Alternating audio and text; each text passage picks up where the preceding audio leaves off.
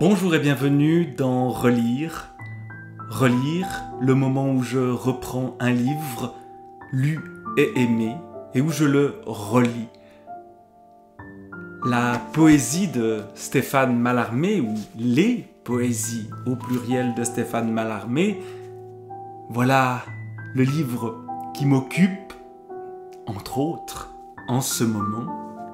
Et aujourd'hui, un poème, un sonnet, intitulé « Tristesse d'été » que je vais lire et peut-être un peu commenter. Tristesse d'été. Le soleil sur le sable, aux lutteuses endormies, en l'or de tes cheveux chauffe un bain langoureux, et consumant l'encens sur ta joue ennemie, il mêle avec les pleurs un breuvage amoureux.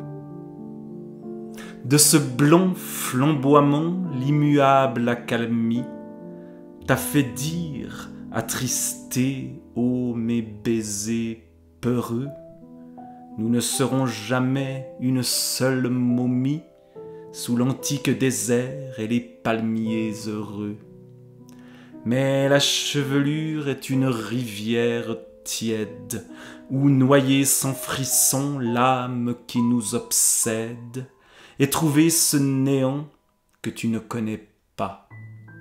Je goûterai le phare pleuré par tes paupières, pour voir s'il s'est donné au cœur que tu frappas, l'insensibilité de l'azur et des pierres.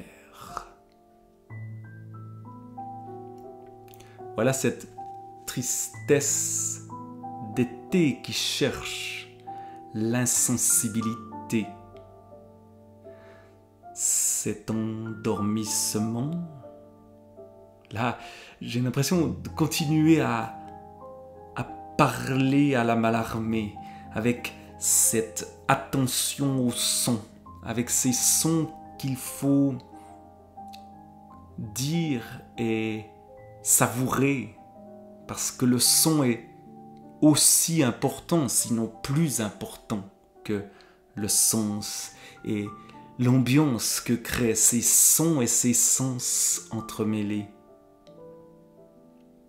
De ce blanc flamboiement, l'immuable accalmie. Il y a un balancement ici qui est extrêmement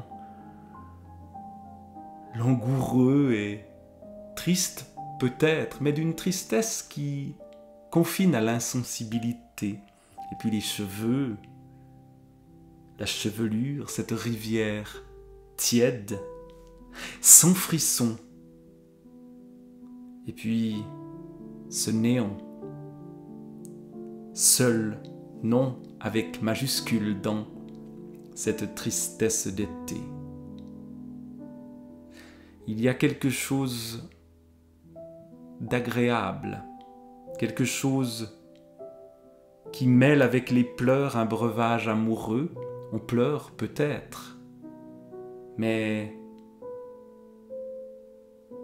la tristesse n'est pas tragique. La tristesse est peut-être même plus agréable que la joie. La joie qu'on avait par exemple dans le poème Renouveau quelques pages auparavant, où le printemps était maladif. L'été ici est triste, n'est pas malade. Et puis le futur, je goûterai le phare pleuré par tes paupières, pour voir s'il s'est donné au cœur que tu frappas, le mien, l'insensibilité de l'azur et des pierres. Il y a chez Mallarmé quelque chose de l'ordre du minéral dans son écriture, dans cette tristesse d'été. Et puis l'azur, eh bien, c'est le prochain poème de l'éternel azur, la sereine ironie. Lit-on une page plus loin, mais refermons le livre sur cette tristesse d'été qui précède l'azur. Au revoir.